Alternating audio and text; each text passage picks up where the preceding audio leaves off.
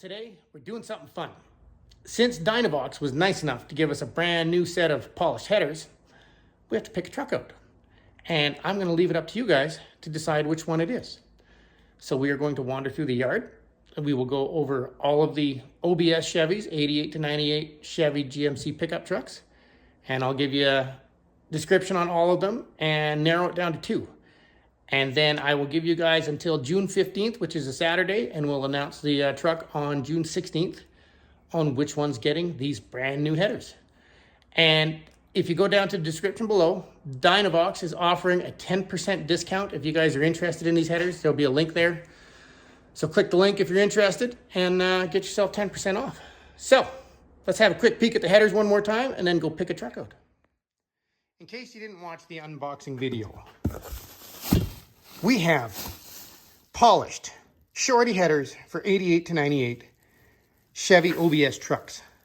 So Chevy GMC 1500, 2500, 3500. These will fit the 5-liter and the 5.7. So 305s and 350 small blocks. You have an O2 sensor plug-in right here, and they are beautiful. So let's go for a wander and see what we can find to put them on.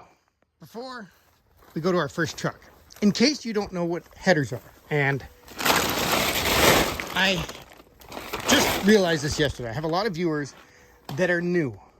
They don't know the terminology. They don't know what headers are, what they do. You can go to Dynovox's website, click on their blog. They have a full description on the difference between exhaust manifolds and headers. And you know, the process involved in the coatings and everything. It's very informative. But just a quick look over. This, it's sitting on its backside right now, if you don't know. This is a 97 Vortex 350 small block Chevy. And these right here are the factory exhaust manifolds. When the engine's running, all the exhaust comes out these manifolds. Now, you have two exits coming into the same one here. You have one here, and they all run down into this little single pipe. So they're very cheap for the dealerships to make, the big companies. It's a lot cheaper for them to make them. The materials are a lot cheaper, and they last a very long time because they're so heavy. Headers will have a single pipe that comes out of each cylinder. So you'll have 4 different pipes all down into one big one like the polished ones. They're lighter. They exit the exhaust fumes a lot quicker, so they make power. They actually can make, better fuel mileage. This is the funny thing. They advertise they make better fuel mileage, but let's be real. When you put headers on, what are you going to do? You're going to put your foot into it all the time because your vehicle sounds so much better. So that's what we're doing. We're getting rid of the factory exhaust manifolds and putting some nice, shiny, polished headers on. Okay, we're going to start with these two. We have a long box crew cab and a long box extended cab. These are 3/4 tons. Both have small blocks. They are both beat to crap, and I don't want anything to do with these. Neither of them run. We don't know the history of them, but we have a lot of parts. Oh, it's pouring rain on me, and I got a bunch of starlings are upset at me because they have a nest. So I'm gonna have to move away from these quick. But these are just parts trucks. The reason we have a couple of these is because Mason, my nephew, has bought himself one just like this. And they're just kind of handy. Being they're 3/4 tons, I'm kind of attached to the diffs in them. So we're gonna move on from these. I'm not giving you guys these as an option. And I gotta try and get by these birds before they attack me again. I already tried. Now this truck is a 1997 Chevy Tahoe. It's got a Vortex 350 automatic, so it's got the 4L60 tranny. And my dad bought this. It's got all the leather interior. It's completely stock, other than it has the twin turbo looking hood scoops. I think those are just a glue on. But it's a decent little truck. But the engine, it blew the crank out of it. There's a hole in the bottom of the motor. And I do have the replacement motor, the one I was showing you the manifolds on. That is a 97 as well. So this thing needs a motor. Other than that, it's just a really nice, clean little truck. I see it's got aftermarket marker lights in it. It's got no dents. The paint's flaking off. It's got the cheesy chrome moldings. I see some interesting little fog lights, but that is a truck we will be pulling in the shop. Oh, hey, look at the big bubble. I don't even know what those are called. I would definitely rip those off in a hurry. But it's a super clean little truck. It's got no rust. That is a nice builder. Moving on. This is also a 97, 3/4 ton 4x4. I believe this has the 305, if I remember correctly. And this was my dad's work truck. He used this around the farm all the time. Still runs and drives. It's got awesome winter tires on it. It's got a winch on it. The motor's tired. I think he said it needs a ring gear. It's basically a weak motor, but a decent truck. It's got no rust. It's got quite a few dings in it because it's a farm truck. Needs a windshield. It's filthy inside, but it's a great work truck. But I got a better one in mind. I got two better options. So this is your first option. Option number one. This is my 1993 GMC Suburban. It's a half ton. So it's got just 350 in it. It has 509,000 kilometers on it. It was tired, it was worn out, and then I started throwing money at it.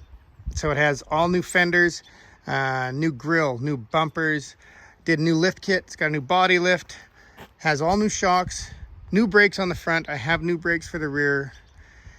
It needs axle seals in the back and brakes, and then the transmission, because it's a 4L60, the transmission is crapped out, and being it's a 93, the tranny shop say it's a 1 year only transmission, and it's probably going to be about $3,000 to have it rebuilt.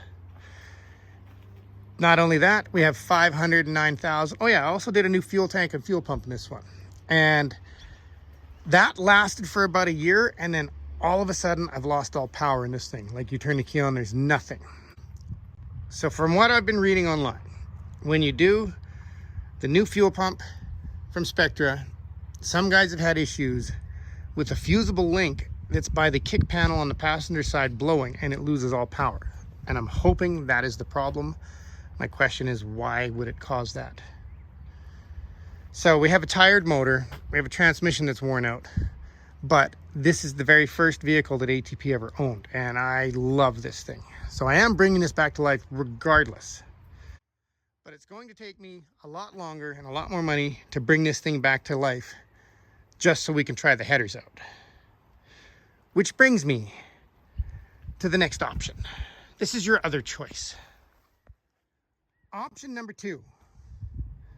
This is a 98 GMC short box 4x4 with a Vortex 350 and a 5-speed standard. And my dad bought this, and it's been sitting here for years, and it was rear-ended, and the frame has a little tweak in it. But this thing runs. It has a weird little intermittent issue. Sometimes it wants to start, sometimes it doesn't. My dad seems to have diagnosed it and think it just needs a starter, which I have starters laying everywhere here, so we can swap the starter out and see if that's the issue, or is it in the steering column. Either way, this is a running, driving truck. And the Suburban is what, about 7,000 pounds? Once you add a bunch of stuff, maybe more, who knows? So to put headers on the Suburban, are you going to see the performance gains that you would see on this little short box 4x4?